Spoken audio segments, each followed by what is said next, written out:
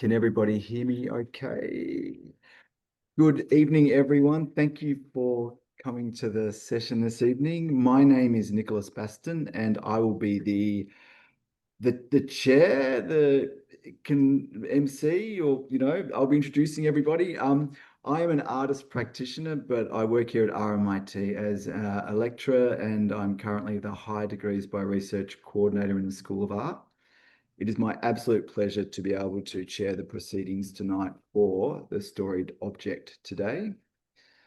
To begin, I would like to acknowledge the people of the Woiwurrung and Boon Wurrung language groups of the Eastern Kulin Nation on whose unceded lands we meet tonight to discuss and enjoy the stories of objects.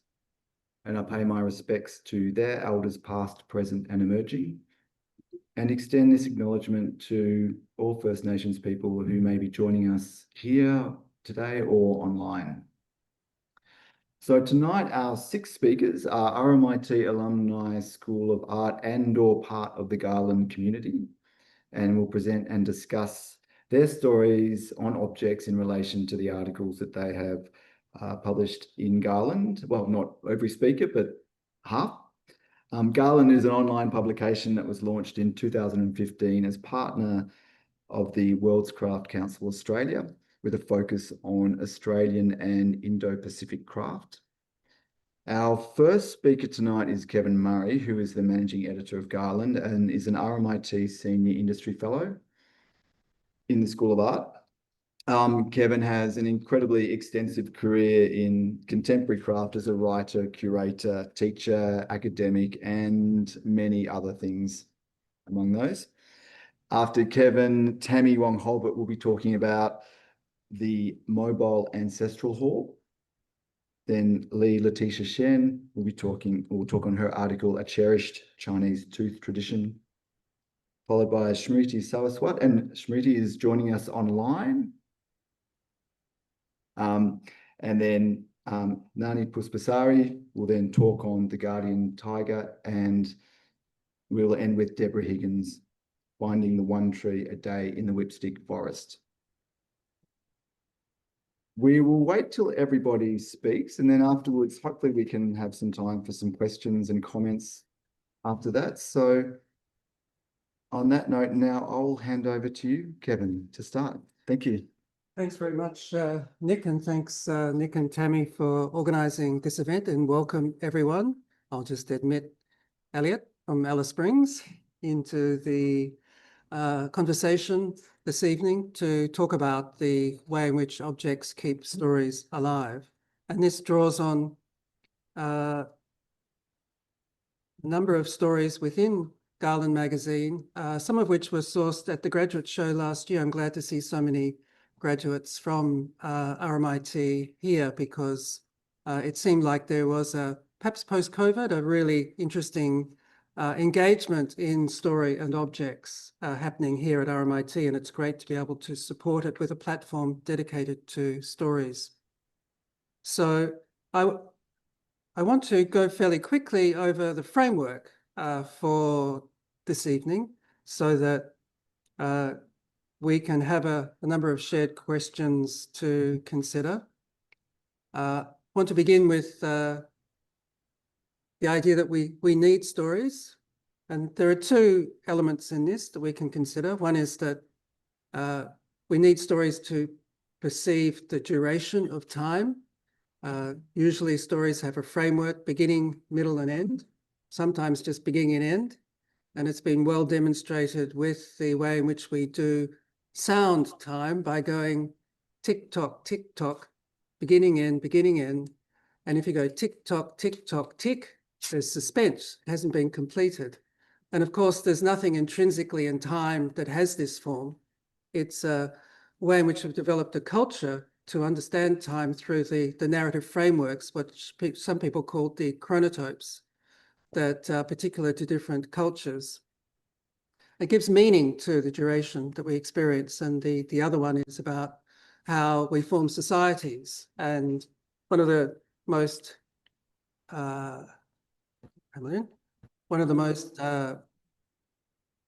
important exponents of this is Yuval Harari's Sapiens, where he argues that the success of humans in order to populate large swathes of territory, I might just put you on mute, Tammy.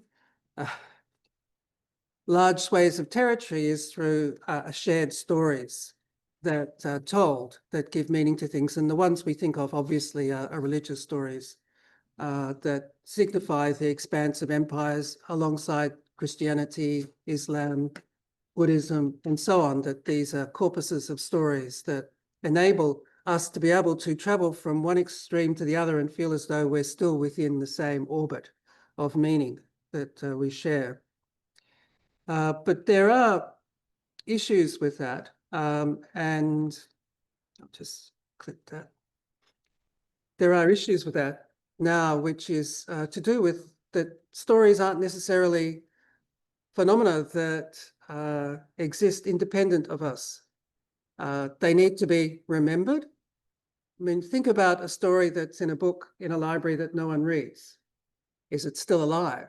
The story exists in our sense, but it's not part of our lives. It's not something that we consider. And remembering can be like reading the book and having a memory of the story there, but it can also be living with that story, which is what we consider when we think about a storied object. And the other one is about translating the story, because obviously societies change and the stories that we inherit, that we pass on, need to be reformulated. I think about all the different Shakespeare versions that have happened since Elizabethan England to make it more relevant and possible. And so part of the creative challenge of story makers is to translate those stories. But at the same time, you know, we do witness now, in terms of our traditional way of consuming stories through reading, a great decline, particularly this 9-year-old cliff that seems to occur where no longer reading is something that you do for enjoyment. Maybe you do it for school, but it's stopped being something that is done for enjoyment. Overall, reading for pleasure has fallen by 40% in the last 20 years. Our attention span as well has dropped from 12 seconds to 8 seconds. And I guess this is most apparent in terms of social media, where they've mapped that the average time spent viewing on a mobile phone before scrolling is 1.7 seconds. So if you think about the way stories are meant to help us understand duration, that duration's getting smaller and smaller. And there is good argument that the fragmentation in society, the increasing divisions, is partly because of the loss of these shared stories.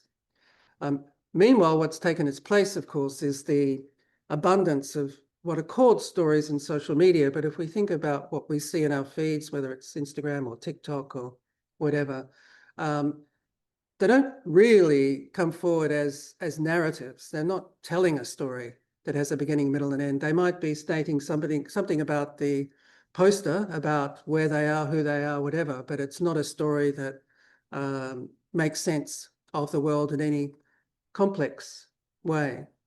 And this is where the storied object potentially has an important role. And so there are a number of ways in which this is possible. One is that goes back to remembering the story. And if you think about the way in which objects do provide a mnemonic for stories, you can think of a figurine on a shelf in your home, a brooch that you wear, clothes that maybe have been made by a particular person you know, gifts that you've been given or that you do give that are handmade, that these are with us. We don't necessarily have to focus on them like we do a book, but because they're surrounding us. Again, the religious examples are very apparent, where people have various religious paraphernalia in their homes to live with that story in some way. So objects help us do that. And I think this is one of the key elements, is that when something is made by hand with skill, we know it takes a lot of time and patience is invested in that. And that can be something which testifies to its importance, because obviously it's a sign that somebody believed in this story. It was important enough for them to go to all this length to be able to create that particular work. And of course, it becomes something we share. It's not just, reading is a relatively solitary experience most of the time, but objects are ones that we share in a household or in public spaces, so they become part of that shared culture. And I think this is an important one too, is that they become a focus of care, because objects then become things that we have to be careful of, particularly if they're precious or fragile, that we, if something is broken that is of importance to us, it's something we are particularly sad or we lose it. Think about all the stories of precious objects that have been lost, not just for the value, but for the story that is attached to them. And it's very clear that within being human, and this is something that Heidegger talks about in terms of being in the world, is to be in a state of contingency. We know things can go wrong. There's a level of anxiety or care attached to it, which is, in a sense, what gives things meaning, why we spend so much money and time on pets and plants, not to mention children and so on, that don't necessarily have a function directly, but they help us exercise that level of care. So just in terms of an obvious example here of artist who's been featured a lot in Garland magazine, Vipul Srivalasa. So he made a series of figurines as part of the COVID recovery that included stories that writers produced that inspired the works, the deities, the wellness deities, that referenced particular things that people needed, whether it was strength or calmness or fantasy or whatever. So this is a very direct and clear example of storied objects that have been successful. And Vipul's exhibitions, I'm sure many of you are familiar with, each has a different level of story attached to it. And of course at Garland, the platform itself, because often with storied objects, you need to actually have the story told in some way, because that's not what an object does. So you need to have, like the Bible and the crucifix, you need to have that. So Garland's been set up to be a platform for that, emphasizing narrative, and to partly enjoy the abundance of that. The Garden of Stories, it's a set of features about stories about knots, about birds, about water, and so on, to get a sense of there being a shared treasury of these stories, which is part of the idea of make stories, not war, that there is something about what we can do besides fighting each other that can contribute to our sense of importance. So I just want to finally end on questions that are raised by this, because it would be of no point if we came up with the answer right now. Of course, what we want to do is have really interesting questions to pursue. One is, where do we put all these storied objects? And it's clear that in terms of generations, there is less tolerance for stuff these days. And we have museums, maybe, they often provide this kind of function, but how do we accommodate in terms of a lifestyle, smaller living spaces and so on with storied objects? What difference does it make if it's made by hand? Think of a piece of the Berlin Wall that used to be, something that people would treasure. As a storied object, it told the story about the fall of the Berlin Wall that you could live with and have on your shelf or whatever. There was a sledgehammer involved, but it was hardly crafted with care. So what difference does it make if it's made by hand? And I think we go back then to the testament of the maker in that. Does it need a platform to give it meaning? And these days, people can attach QR codes or various elements to be able to connect with that story. Or it might be a story that's already very familiar, in a way, part of the corpus. And how do you design an object to tell a story? Now, an artist like Vipul does it quite literally. It's an illustration of the story. So these figurines are like characters in that particular story. And you can, of course, decorate objects in a similar way. And, there are various traditions like the Indian craft tradition that does a lot of that. But there are ways of potentially doing it more minimally with particular forms or whatever that do signify the story, but then you've got to add a lot more of the story to it. So it becomes an interesting pedagogical issue. And I think part of it is is as story makers to find out really what story we think is worth telling. Maybe a story that belongs to our culture. It may be a story that we've discovered. Often in Garland, we find that stories are those that are kind of marginal in a way, like there was at our water spirits issue, there was a performance artist in Hong Kong looking at the story of the mermaids on this particular island that was very little understood, but she was able to bring it forward as an expression of diasporic identity.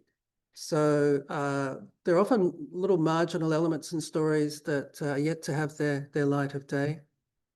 And now, in terms of the field of study, a lot of modern practice has been defined by, form follows function to reduce ornament, to keep things simple, functional. Are we dealing with like a postmodern reaction against that? As occurred in the 70s and 80s, away from that austerity of Bauhaus and so on towards the Memphis School, etc. Or are these kind of two parallel kinds of creativity? Or is, in a sense, form follows function a story in itself? These are some questions to answer. So only hopefully that's provided some fertilizer in the soil for today. And thank you very much.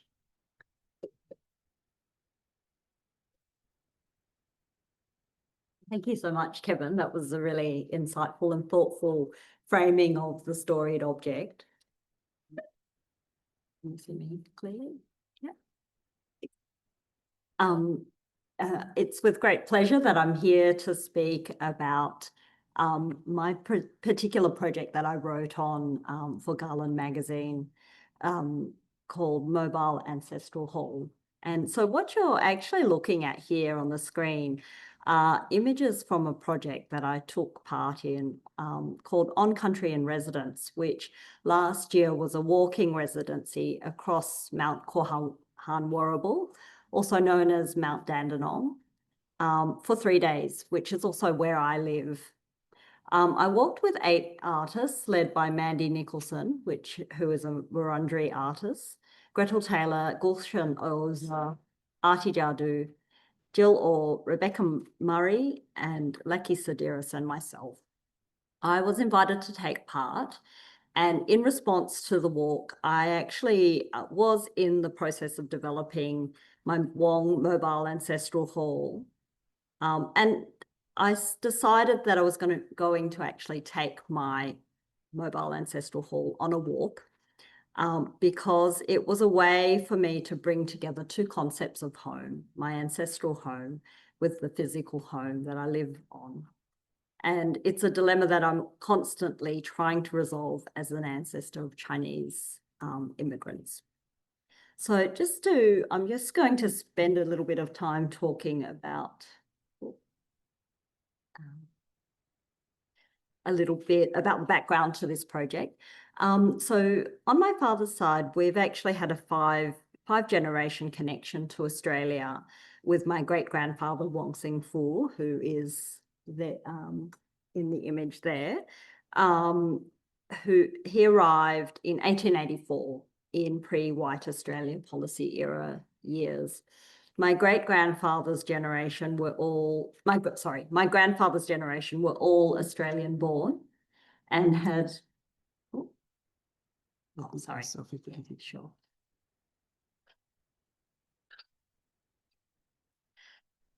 They were all Australian born and were brought up in central New South Wales in the town of Cobar, where my great-grandfather was a mining labourer, market gardener and mobile greengrocer.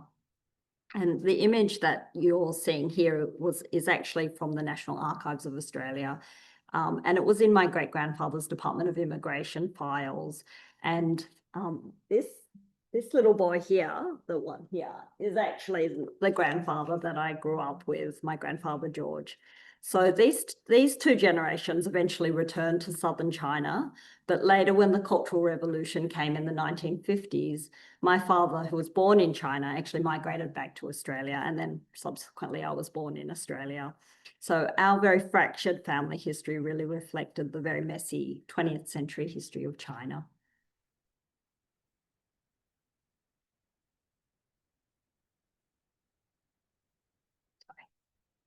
Going the wrong way.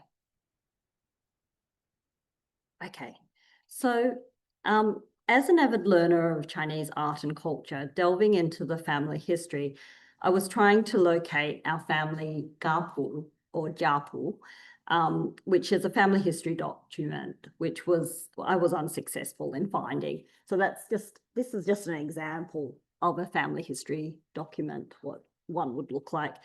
But instead, I actually found our family history in Commonwealth security files in the National Archives.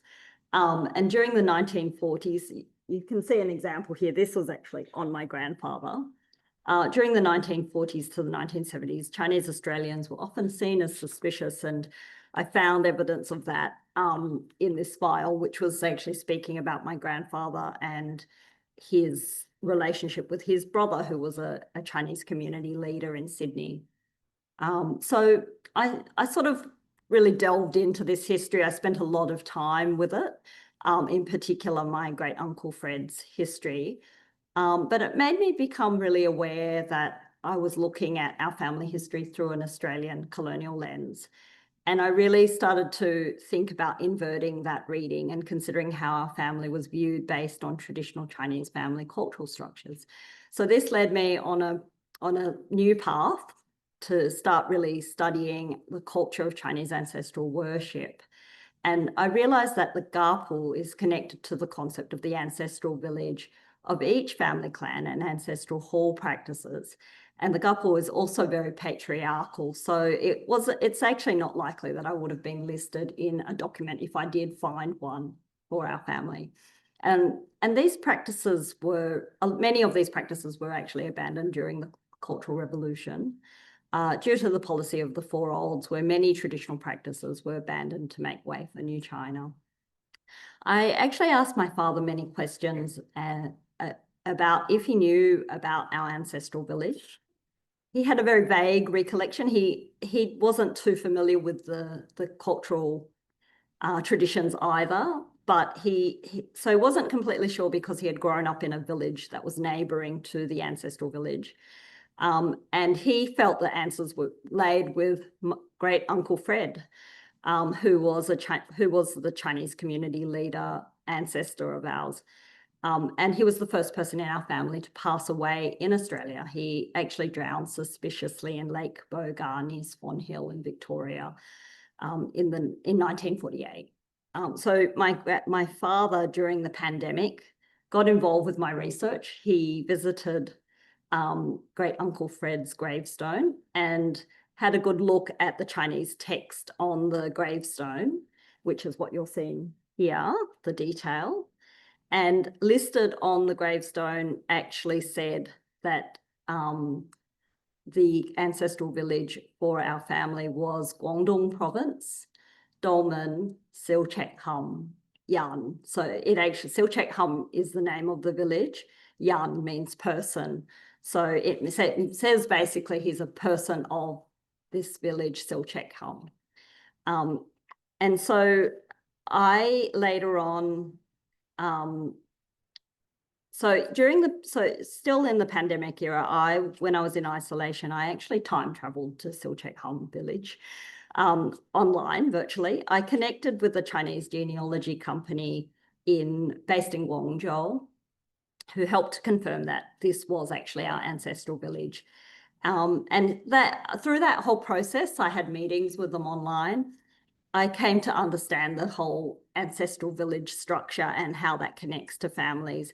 And I discovered that there was such a thing as a generational naming poem for each ancestral village and their halls. And my great-grandfather's middle name, which was Singh, actually matched the poem. So his name was one of the generational names. And then I was introduced to Mr. Wong, who was the village manager of Silchek Hum, and we've become WeChat friends since then. So we message each other and send each other New Year messages, and we've met since then.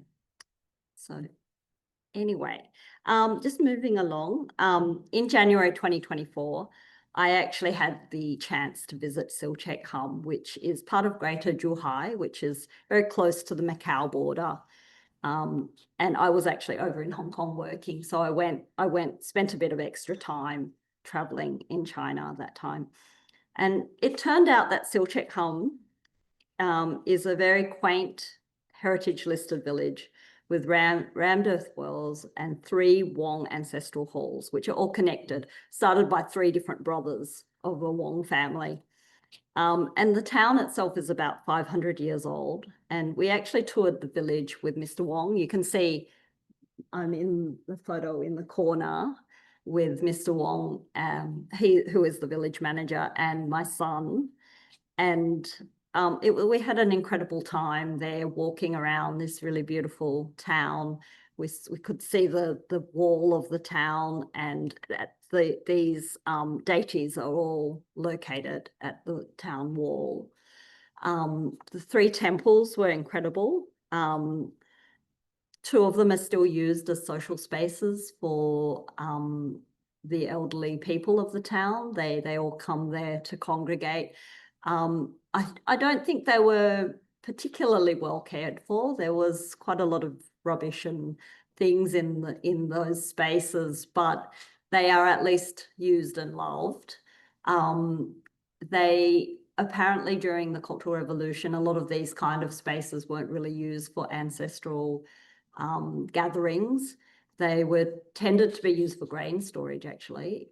So in a time before, I guess before this era, these would have been the places where births, deaths, and marriages happened, and they were very much social gathering places.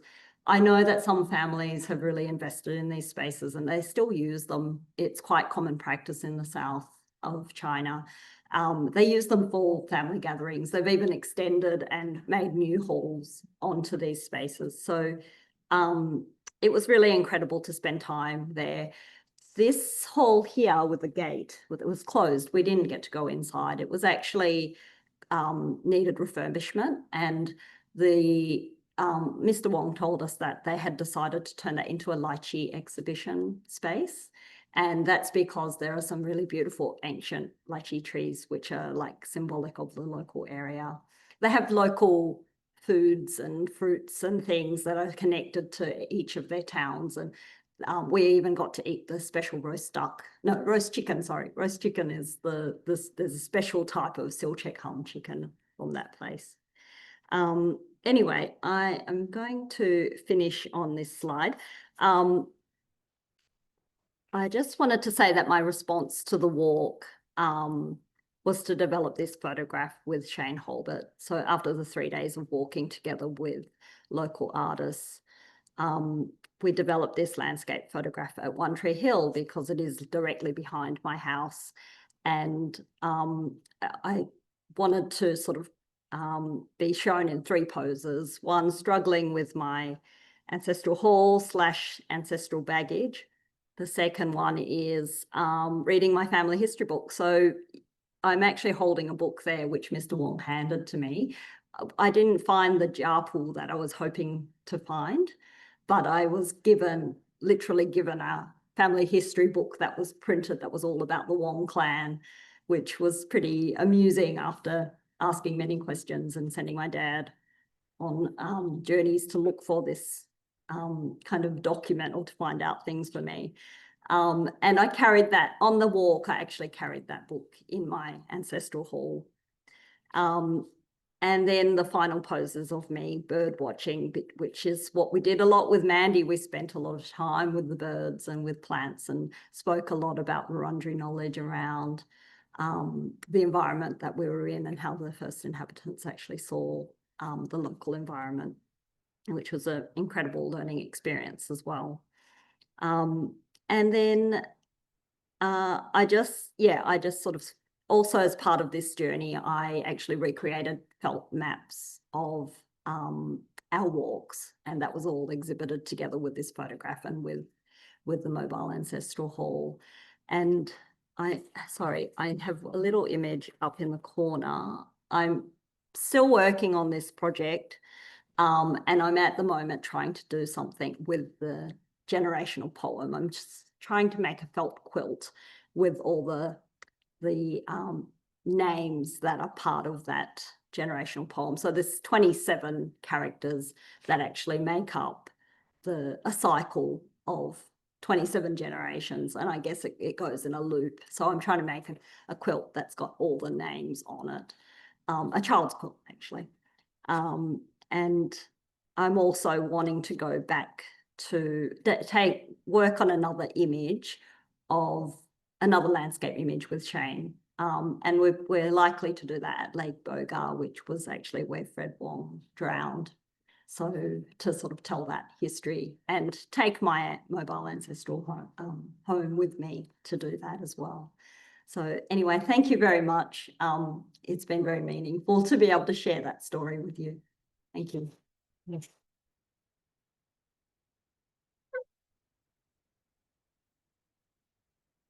There you are. You might need to just move it manually.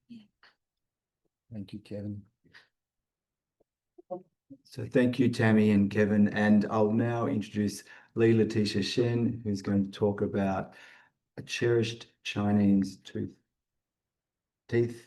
Yeah. Good. Sorry, I just messed up your sorry. I'll start again. A cherished Chinese tooth tradition. And you studied gold and silversmithing, and this is from your work from there. Yeah. Thank you.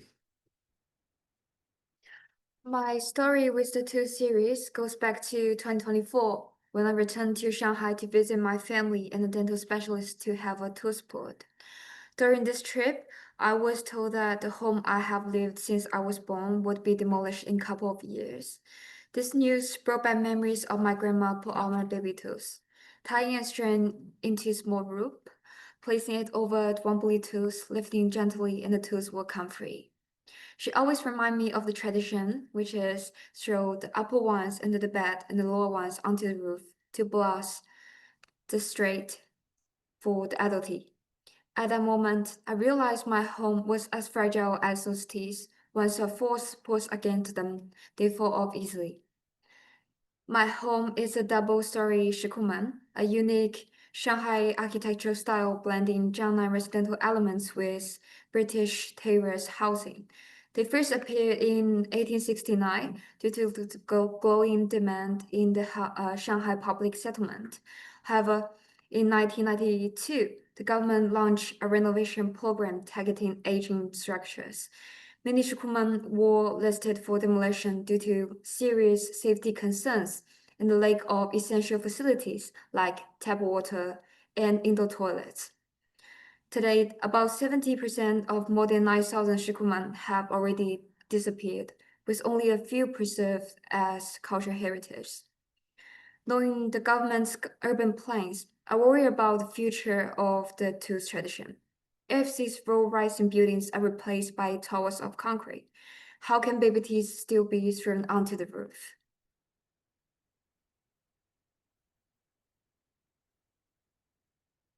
Reflecting on the impending loss of both the tradition and my home, I produced this series.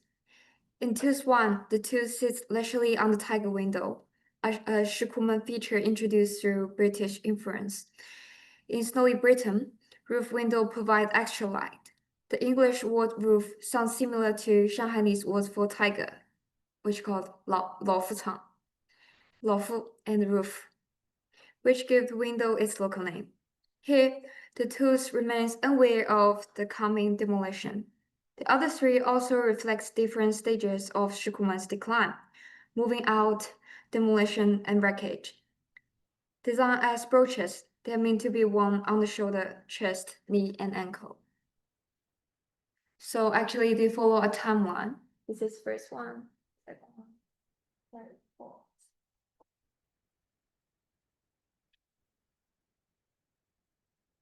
Fade Away is another series born from the heartache of the impending demolition too.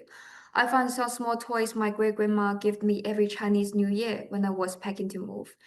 She continued this tradition until she passed away in 2022. Over time, their once shiny metallic surface had dulled and vibrant color has faded. I couldn't hold on to her, just as I couldn't hold on to the toy's original appearance, but realized I could create something that helped me remember the tradition she passed on to me.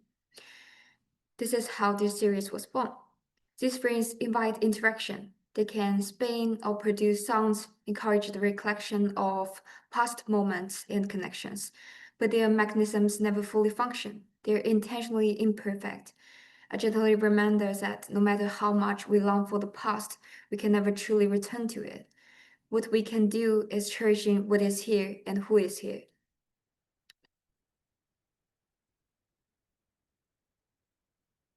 Stories hold value because they allow us to make sense of who we are, where we come from, and what's mattered to us. For me, storytelling became a way to process the emotional weight of losing tradition in my home and my great-grandma. Storing may no longer be possible in the future. Grandma's gifting custom has already stopped it. My Schumann house, once full of life, is scheduled for demolition. My great-grandma passed away during COVID when I was unable to return home due to travel restrictions. My artworks therefore become a place to honor traditions, to hold grief, and to keep precious memories from fading. They provide an outlet for my emotions. Embracing of screen-based interaction has changed how people perceive value, yet it has not diminished our desire for tangible items. Physical objects continue to hold significance, just as printed books coexist with e-readers and instant cameras remain beloved alongside mobile phone photography.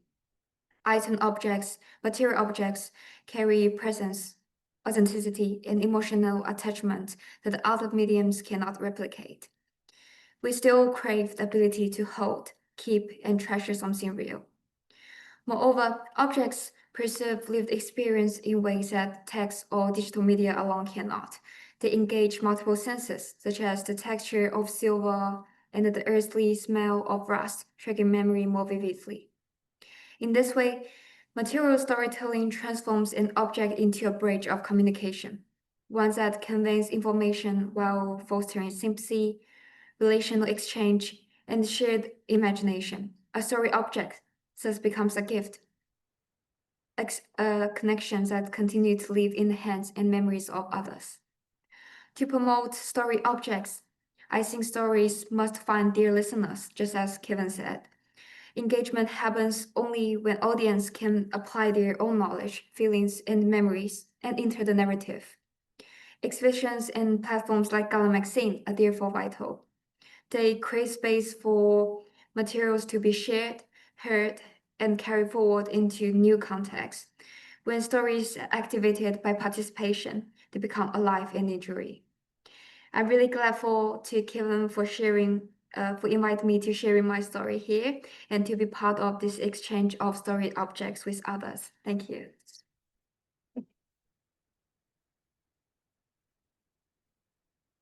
Thank you very much, Letitia. I have to say, you take something, when you remove a tooth, it is such an abject thing, but you create something incredibly exquisite with a removed tooth. So I find that something quite magical about your work. Thank you. So now we're going to pass over to Smriti in India. Kevin, I'll let you. How are we going to switch Thanks. over? I'll just check with Smriti if you can hear us fine. Do you have your presentation to share? Okay, I'll get you the opportunity. And I'll just say it's worth noting that both Tammy and Letitia's seem to reflect the need to keep stories when experiencing displacement, because in Tammy's it's obviously to do with sorry, I'm just trying to set up sharing of screen.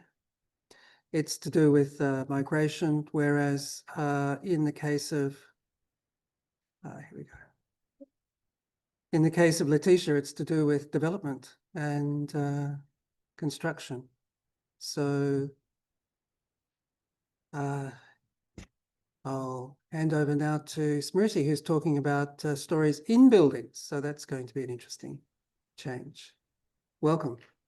Thank you so much. Should I share the presentation? Yes, do that.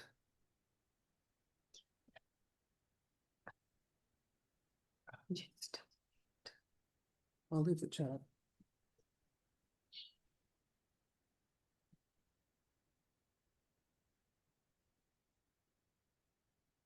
Can you all see my screen? Yes, but it's not in the presentation mode. Can you put it into slideshow? Yeah.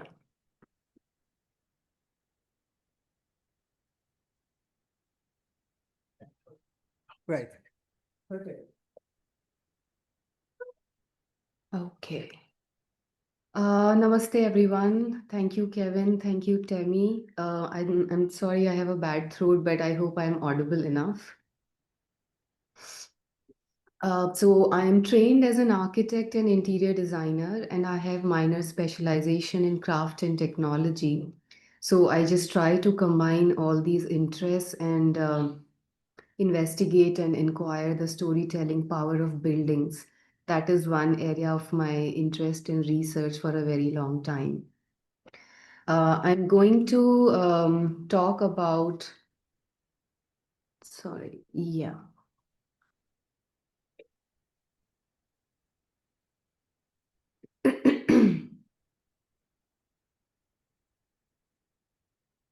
Yeah. So I'm going to talk about narratives in interior architecture, stonecrafts a medium, and I'm going to particularly talk about this case of Radhaswami Samadh, which is in Agra, the city of Taj Mahal.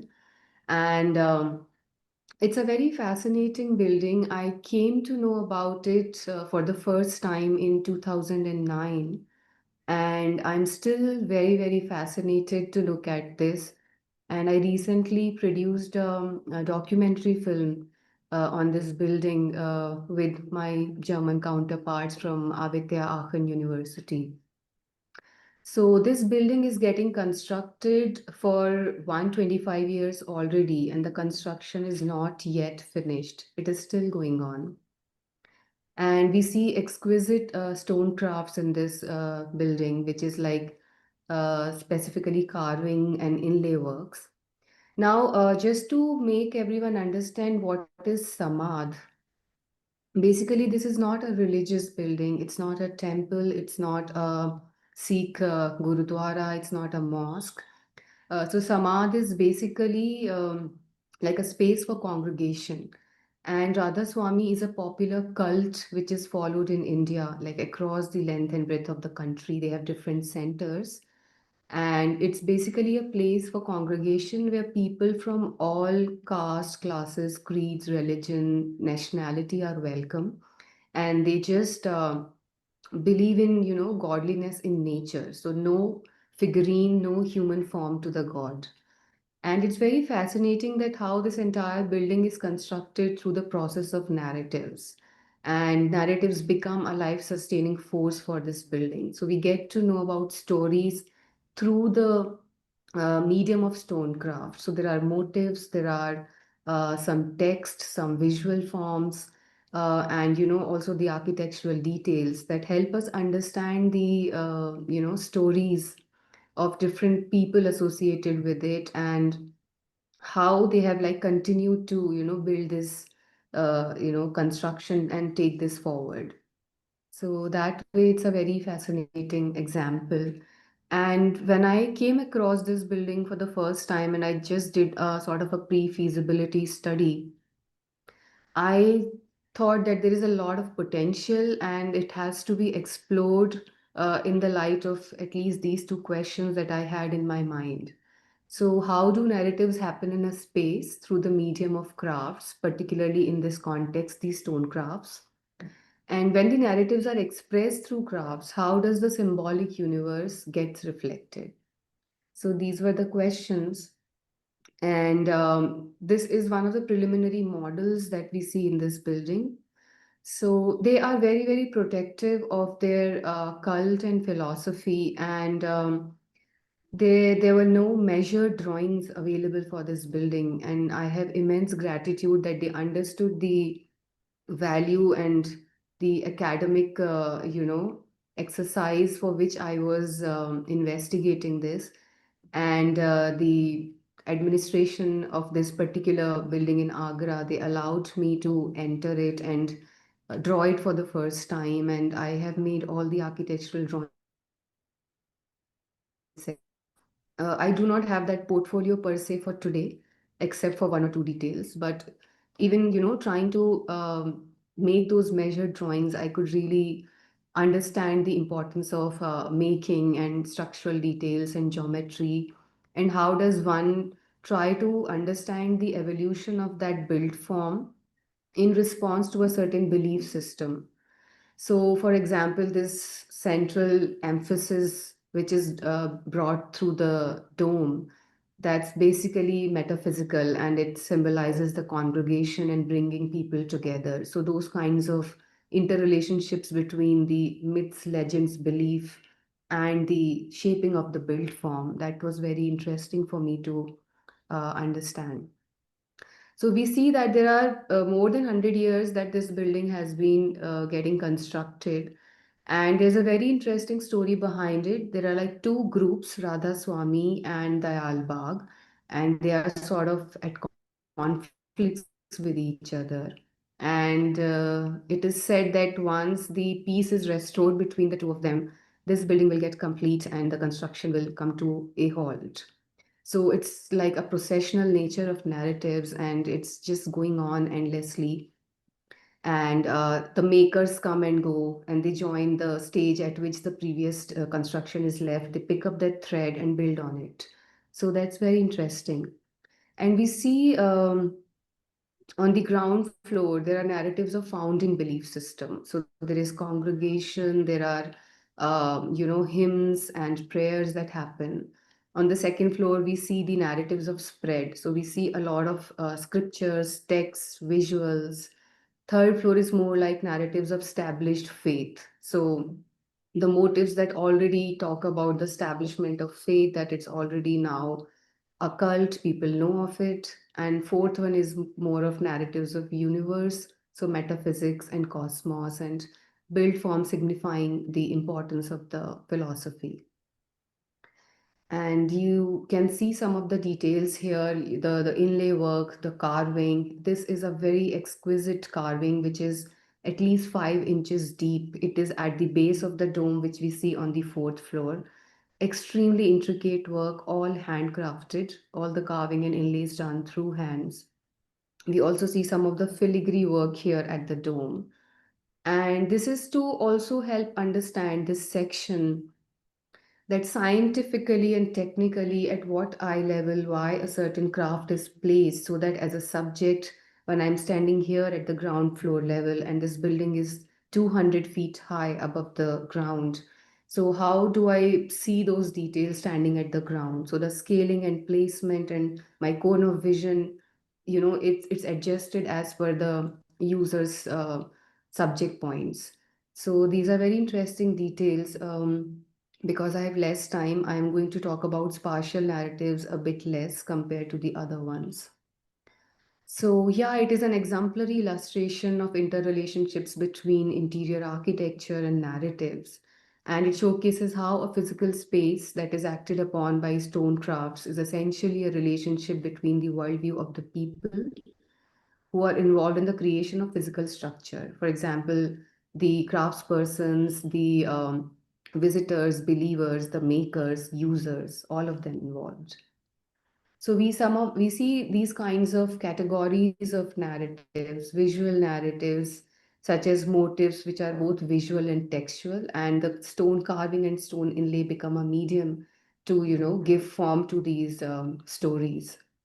There are cultural narratives, we see narratives of linguistics, we see all these monograms of Radha Swami, which are in different scripts. And, like there are lots of influences, Persia, Arabia, Devanagari, and so on.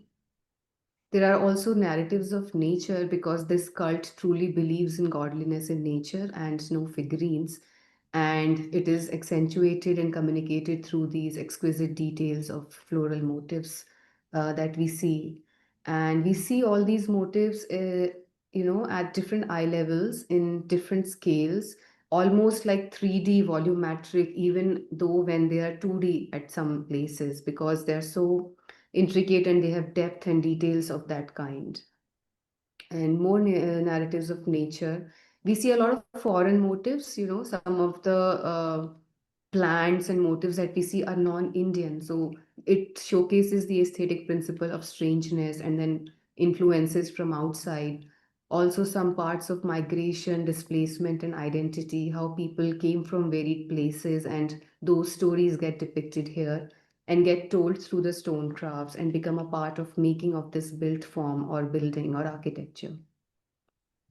These are some of the tools that we see which are used by the craftspersons. They still use a lot of hand tools. Of course, now we see power tools and machines also, but there's still a lot of role of hand tools, and still the makers do hand carving and hand inlay there. Although not as much as we see on the ground floor and first floor and second floor. So as we go higher and higher, the detailing is slightly less, but we still see a lot of handwork.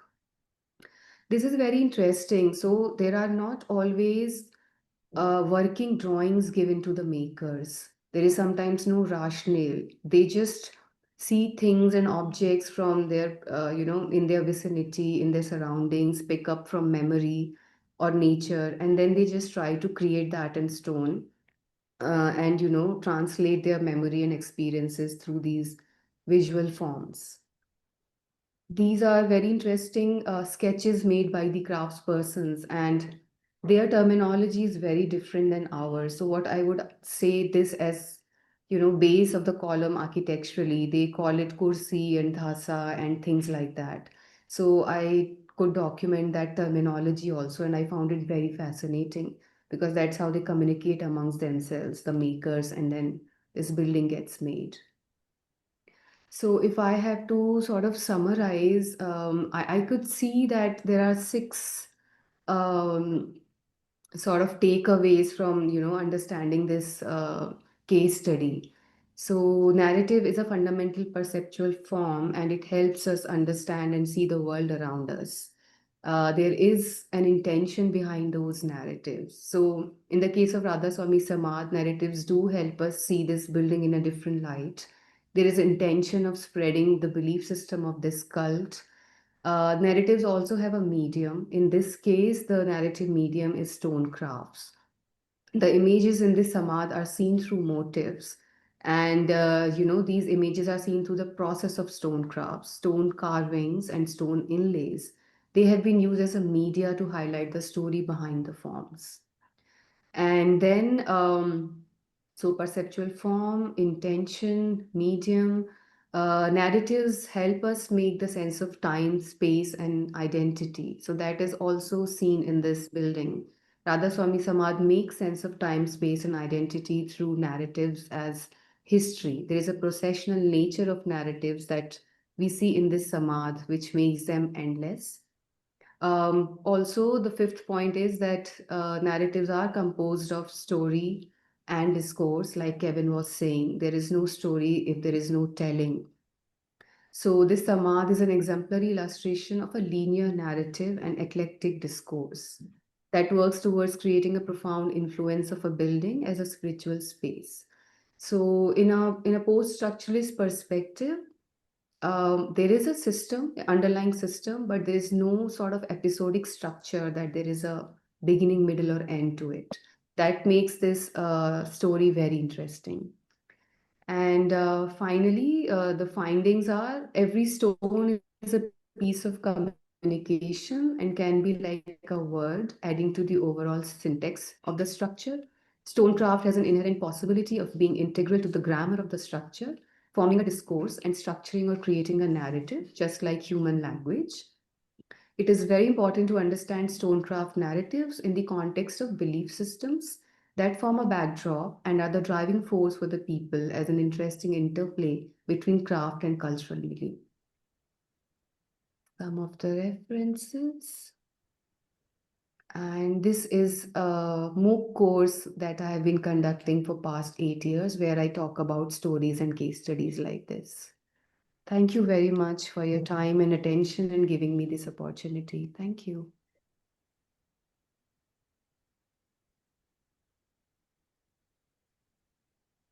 Thank you very much, Smriti. It's particularly fascinating about an entire building essentially being a crafted object in itself.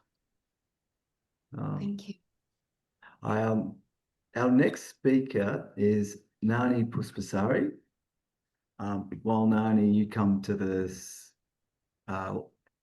podium, whatever. Kevin, you'll organize Yes, the sure. PowerPoint. Thanks very much, Smriti. That was wonderful.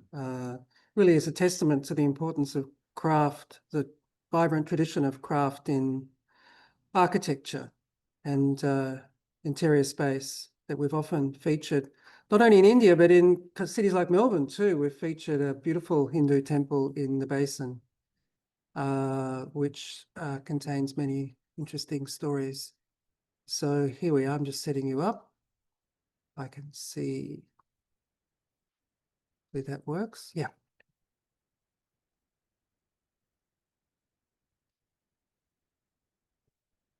Hello, everyone. Thank you for having me here. I will do a quick introduction about my background because it's related with all the work that I showed to you.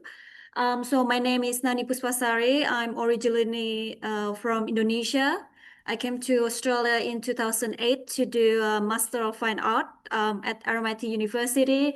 And my work practice across painting, installation and sculpture, and my work focused on storytelling where I forgot. So yeah, my work is focused on storytelling, inspired by my childhood memories, identity, and the sense of belonging. And this story that I want to create, the artwork that can hold memories, emotion, and then also personal history. So a lot of tiger figures on my work because I was born in tiger years, and in Chinese, tiger seen as a guardian. And it's actually when I was born, my father cut out this tiger photo from the calendar that the year that I was born and frame it. And until today, it's actually still displayed on my parents' house near the door, probably, you know, just to get rid of the mouse or protection, I don't know. So, yeah, and this work, the title is Afternoon with Grandparents, where is inspired from my late grandparents' memorial table that we have at the living room. And every month, my father will offering fruits, food, tea, and I witnessed a lot that he, you know, have this conversation with them to ask like a quite important important decision, like should I trust this, you know, person as a business partner? Should I by flipping the coin? So, but I'm not sure which one is like yes or no. Unfortunately, my grandparents passed away since I was little. I only met them twice. So since I witnessed my dad, you know, trust them so much, you know, to make a decision through this coin. So I always wondering how, if what kind of conversation that I have with my late grandparents if they still alive. That's why I create this installation. And the next one is actually the ideas extend to this current installation commissioned by Banjul Place last year, part of the group exhibition curated by prolific Thai Australian artist Vipu Srifalasa. And yeah, and this work is very personal to me because it's every object on this every bowl have a story. Like the vases that the Tiger Hall is actually a replica from my grandparents' ceramic collection that is actually kind of abandoned in his house, like it's full of dust. And yeah, start from the metal teapot that until today is actually my father still used to serve the tea on the memorial table, and star fruits. It's from representing the star fruit tree from my childhood garden where was lost by fire because the house was burned down. Like actually, when I was 6 years old, half of my hometown got burned down. I was locked inside the house because it's literally like a black flat. And when my dad decided to build a new house, he decided to just spare very little space to create a front garden, and that's when I start sense loss of my playground. And it's actually this story behind how I get into art, because I start drawing, you know, my imaginary landscape flower to on the paper. Yeah, and Indomie, instant noodle, we eat it every day. And then also batik, my grandmother is actually selling a lot of batik. That's how apply to the pattern. But because from the curator, Vipu, he has a brief that all the ceramic work should be blue and white. Yeah. And during the exhibition, we invite visitor to write a note to share their secret memories and to put it into the sculpture that so every notes become a share story, and it's turning this installation become a living vessel that holding like hidden emotion and collective memory. And this is kind of become a communal artwork that remind us that our identity is actually not only because where we came from, but it is also from the connection that we built along the way. And that's why I think I still, through all my installation, I still believe that story still need to be in the material form.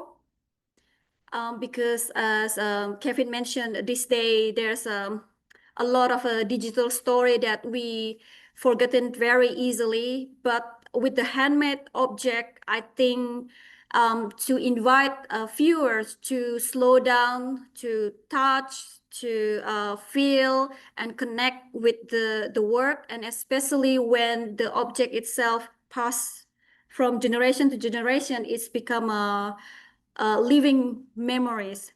So yeah, I hope my work become like kind of like a bridge between a past and present. So yeah, thank you.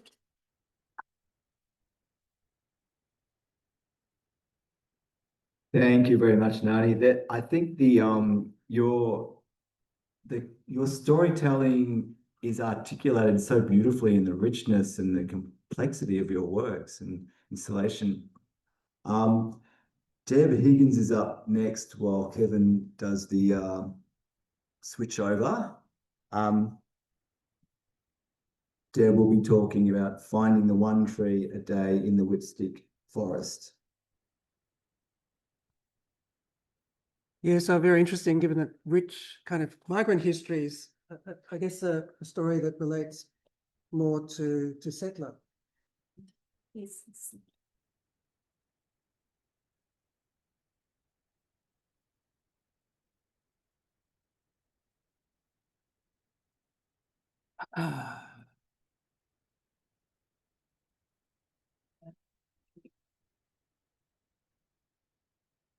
That's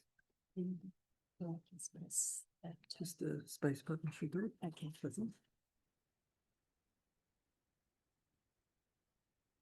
Hi there. My name's Debra Higgins. I'm a multidisciplinary artist and educator. I live in Naarm, but most of my current work for the last couple of years has been in the Whipstick forest in Daja Wurrung country, just a little bit north of Bendigo. Important to also say that I've been a Buddhist for about 45 years now, and my Buddhist beliefs are very much part of my art practice. And my practice explores the intersection of spirituality, the environment, and the human condition. My first visit to the Whipstick forest was between lockdowns 5 and 6 in Melbourne. And fair to say, it was a magical experience being finally able to get out of the enforced agoraphobia of lockdown and to actually just walk in the natural world again. As I'm walking around the Whipstick, probably for about 20 minutes or so, I'm practicing mindfulness, opening up all of my senses to the environment, to the place that I'm at. And I come across the one tree, and it stopped me in my tracks. It demanded my attention. The one tree is a box ironbark, standing tall at the edge of a gully with its horizontal roots. They were stretched as if the tree itself was grabbing on for dear life to the wall of the gully. Down the bottom of the one tree was this really dark pool of brackish water with kind of floating oil on top.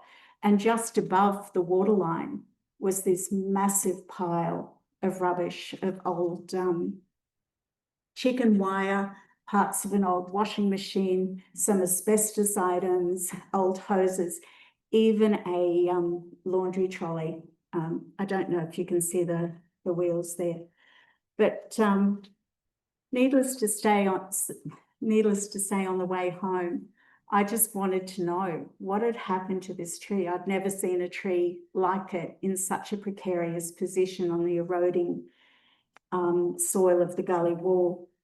It led me to this phenomenal research journey where I started researching the Victorian gold rush, how they actually mined the gold, the chemicals they used. Lots of cyanide pills were used to help break down the rock. All the pieces of quartz all over the gully floor were very much the remnants of mining, of the earth being excavated and broken up. So within the Whipstick forest, there's so many places where there's ecological harm. And I think one of the things that really surprised me was how slow the environment takes to heal after such major ecological events. So I started, oops, I've gone way too far. Now, hang on. So I started walking the Whipstick and mindfully, or in walking meditation, and I would do it fairly regularly. And what I discovered is that let's try it again, that every time I came across rubbish in the forest, it shouldn't be there, and it literally stopped my meditation in its tracks. This picture up here is of the old eucalyptus distillery. The boiler part of it's in the corner, the top corner there, and the bottom corner is a picture of the insides of this boiler being totally filled up with rubbish. And this is just the rubbish that I've collected from a very small part of the forest. All over the forest, it shows the impact of the human condition. So the rubbish kept stopping me, grabbing my attention, and gradually I started picking up the rubbish and taking it home with me to dispose of through the general household bins. But over time, not every piece of rubbish ended up going into the bin. It ended up making its way into my studio, and my relationship with rubbish changed as a result. This is a picture of our car after just one of our sort of trips to the forest. We fill up the boot each and every time.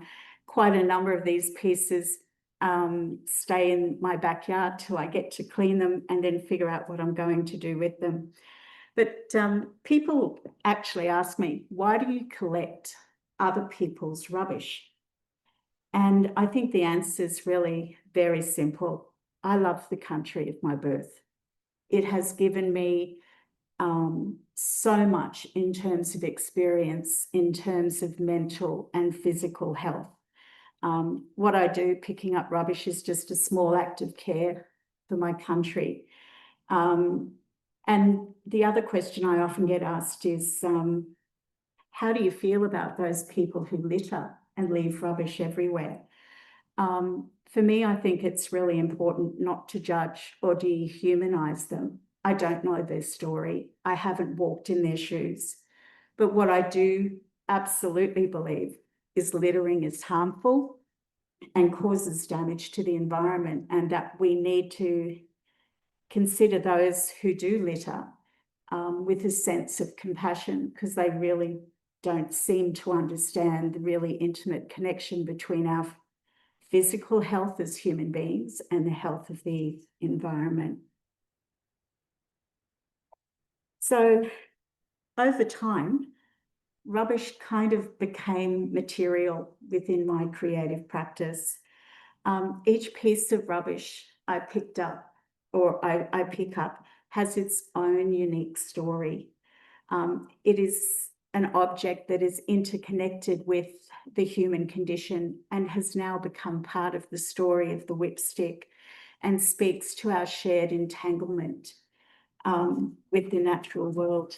These melted metal alloy pieces from my graduate exhibition, each one of those pieces speaks to the uniqueness of the fire with the car, the Holden car that consumed the car making these pieces. Each piece of these melted bits speaks to the Earth's unique geologies, the miners who got the metal for the car in the first place, the designer makers of the car, the story behind the car's purchase, those who set it alight, and the impact on the forest. The stump in the second picture represents, again, deep time and the fact that the Whipstick forest became the geologies and the forces deep within the earth that created this, what's termed unique synclinorium of preciousness. I just loved it when I came across that phrase, but it just means where gold is created in the earth, it's a really unique kind of process of formation. And as a result of the Whipstick becoming this place where gold could be found, we had the gold rush in the late 1850s. We had all the forces of colonialism, mass migration, the tremendous number of habitats that were destroyed during the search for gold, all of which led to the city of Melbourne and the story of Melbourne's development, which is a city that I love. Okay. So this was my graduate exhibition at the end of last year. And it's funny, when you work with rubbish, each piece of rubbish tends to assume a value, a preciousness to you as a material to work with. it almost demands that you don't do too much to transform it, that you honour the unique story and its unique journey. I don't think anyone was more surprised than me that I started to care about the pieces of rubbish that I was collecting. So I guess my hope behind this exhibition was, in a world full of things that we do discard, what possibilities might we kind of emerge or think about if we look carefully at what we leave behind? So thank you very much for inviting me. Thank you, Deborah. That's incredibly, I think the way that how the rubbish changes through your talk and through your research is part of the field work and becomes something of almost emulating the landscape at the end in your final works is really quite fascinating. And that you give it such great worth. And it sort of doesn't, it almost like the rubbish is not, it's not the rubbish's fault. It's an innocent sort of object in what is a human kind of act of irresponsibility. Thank you. Should we leave I think we've got time for a couple of questions. If there's anyone on the Zoom or in the room that would like to say something or ask a question of someone. But it's, I think, interesting in your talk, Deborah, that you referenced also the great stupa of universal compassion, which out of this rubbish arises with amazing craft works, the mandala in the ceiling and so on that we've featured. So it's a sense in which you need to clear away a space for something like that. And the singularity of the tree as being something that gives that meaning is particularly important. Does anyone have anything to add or would like to say something on the screen?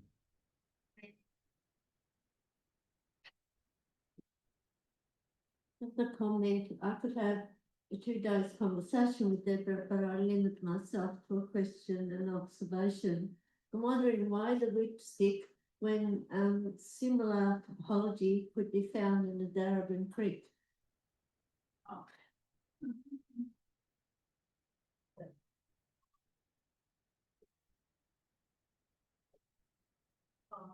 Thank you. Look, I absolutely agree with you. And I think my attention was certainly being drawn to what I noticed in the whipstick.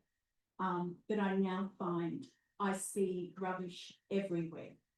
And that often makes me feel really sad. I have done some work in the whipstick, in the creeks around Melbourne as well. And yeah, it I do feel really sad, that we don't realise, and I use it as sort of a collective we, what the impact of our actions can have over time. But no, I totally agree. I see rubbish everywhere, and my family hear about it quite regularly as well. It might be worth stating also that, one of the challenges is, the alchemy of turning that rubbish into something meaningful. I'm looking at Vicky Mason, who has been able to make great, beautiful works out of hard rubbish day and things left on the curbs of Melbourne. And I guess, we're dealing, I guess, in the backdrop of this with a lot of turbulence, with migration, with development, destroying buildings, with rubbish, and also the turbulence of our attentions that is constantly interrupted. And so I guess that makes the whole business of making stories, stories in objects, incarnating them in objects, all the more important as a way of resisting that particular tide.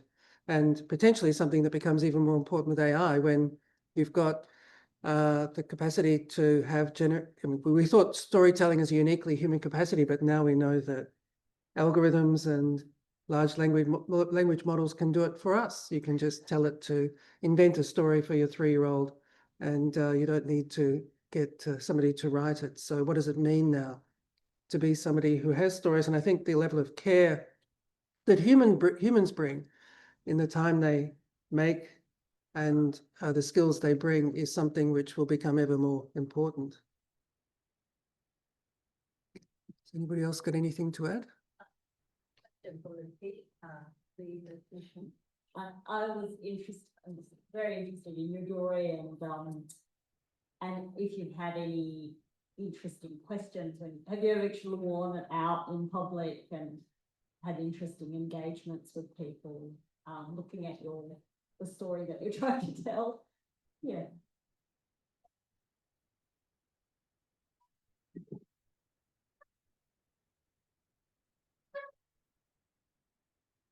I've worn my piece once to my friends, but I haven't worn to like publicly because they're really like fragile for the roof window one. That was happy. Yeah. And very fragile. I just want to keep them in the box. Yeah. But that's clearly an advantage of jewelry because it is the conversation piece. When you wear something and people ask what it is, I'm thinking about Manusha's beautiful works that have so much depth to them in terms of Iranian culture that is sparked, you know, when you're wearing them. So you then carry that story with you. And I think that also responds to your questions that you had, Kevin, at the start.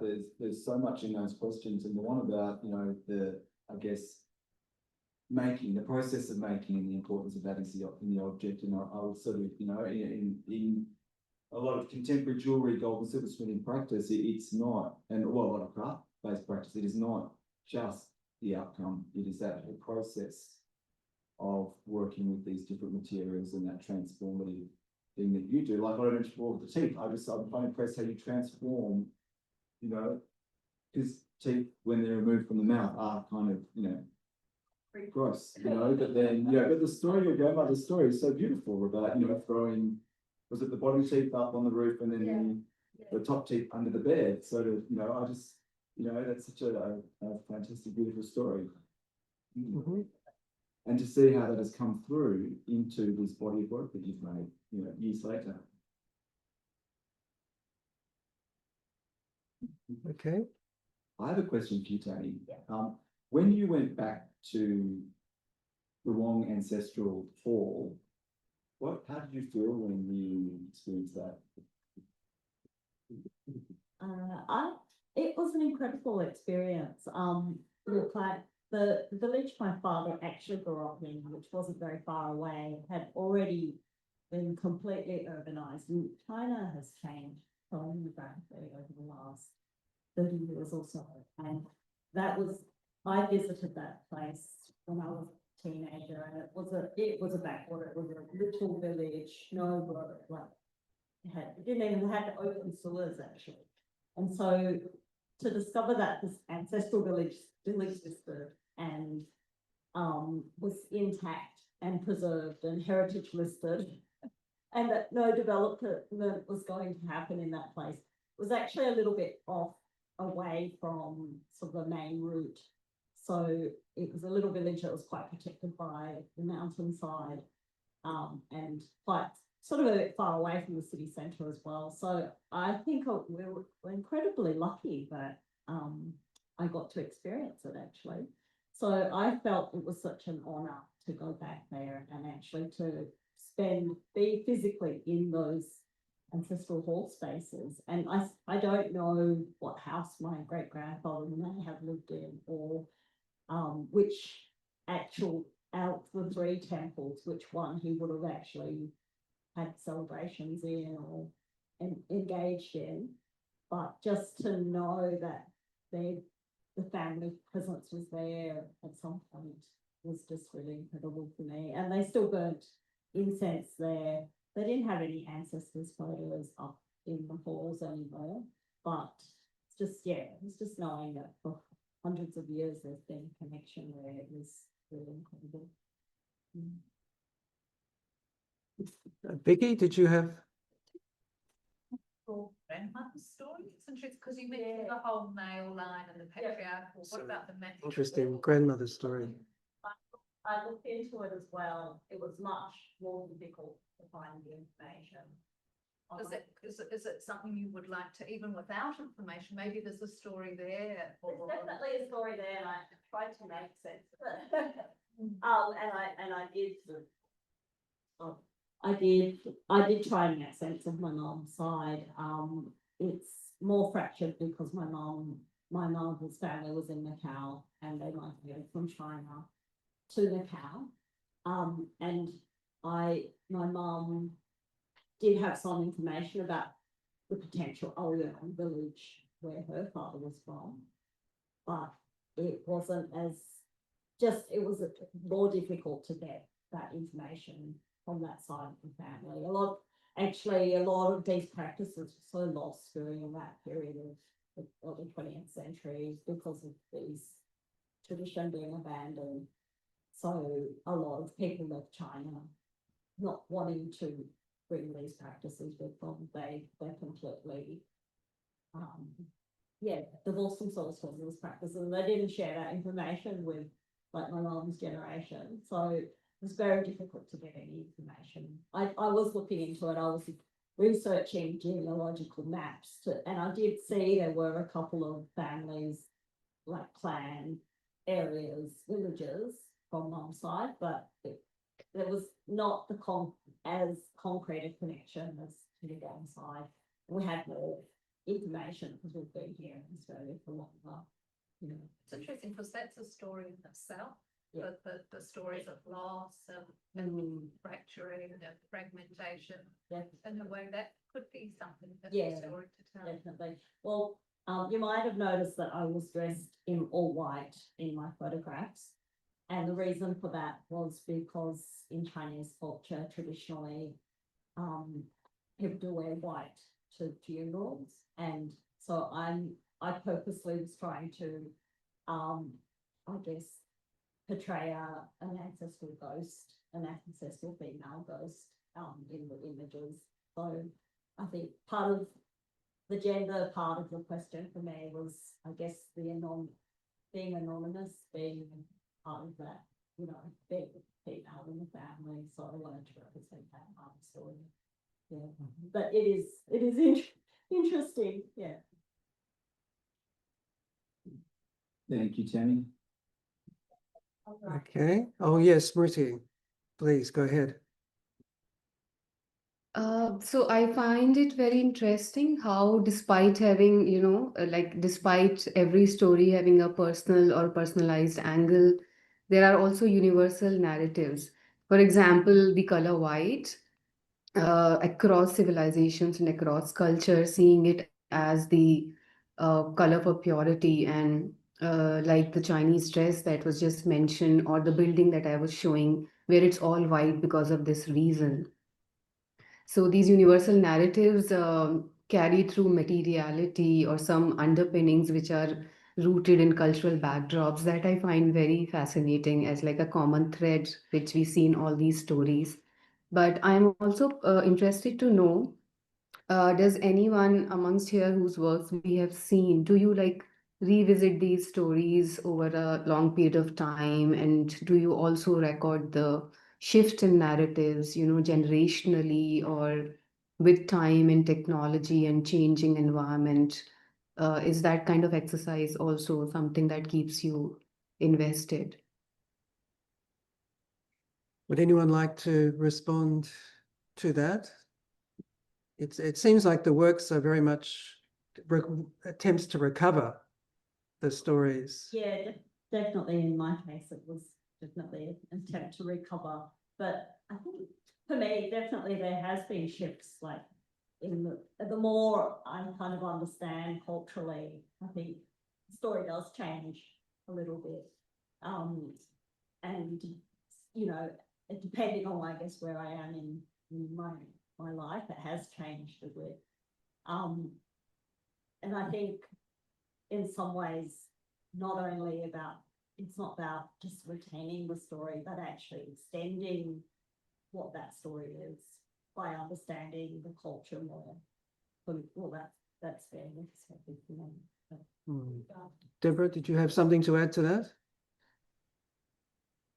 Sorry, you can't see unless I can try and move out. just in terms of kind of tracking the evolution of the story, particularly in regards to the one tree. Every time I visit the forest, I visit the one tree. We've taken measurements of its circumference, its growth's exceptionally slow. But I make a point of going there after major weather events, like there was a huge rain event a couple of years ago, documenting the continued erosion around the one tree's roots, documenting the level of the water in the gully, the amount of rubbish that is there, because its story continues to change. And I think recently I've become very aware that one time I may get there and a one tree has actually fallen into the gully, because the influence of erosion and weather over time seems to be speeding up some of the environmental changes around it. Thank you. Question. I just wanted to acknowledge some of the wonderful story makers who have been part of Garland. I can see around here Priyanka, the terrific works about various internal goings on in miniature form. Vicky Mason, I've already mentioned, a perennial, and Menush Ganji, wonderful exponent of Iranian story here, and Lindy McSwan, you know, in terms of the story of metal and steel, and Wanda, of course, whose work now is emblematic of our story of crossing the river, the new phase that Garland's part of. Leila for the stories of Italian migration very much, and Gail, I hope to have a story about the rings as well. That the exhibition has just opened at Deakin University in Burwood, Good. and the title is Memories That Make Us. Okay, Memories That Make Us, terrific. So yes, I think even though I know Smriti talked about universal elements that might signify stories, but I think the very act of making stories, one of the remarkable things I think we've discovered with Garland magazine is that people from radically different countries who have radically different cultures can still share the same challenge of keeping stories alive as being a sort of a fundamental human part of our condition in terms of what it is to give meaning to life. And I think it's wonderful to see, particularly when, as I've mentioned before, much else is tearing the world apart. So it's a good work to do. Anything else? So on that note, say thank you very much to fantastic speakers and presentations, and thank you all for coming tonight and listening and experiencing, and also online. Thank you, Smriti, and the audience online. Thanks, you. Smriti. I hope you could hear everything. So much. Thank you. Okay. Mm-hmm. Great. Thank Okay, you. because would like to hang around for some snacks afterwards. Thank you so much, everyone.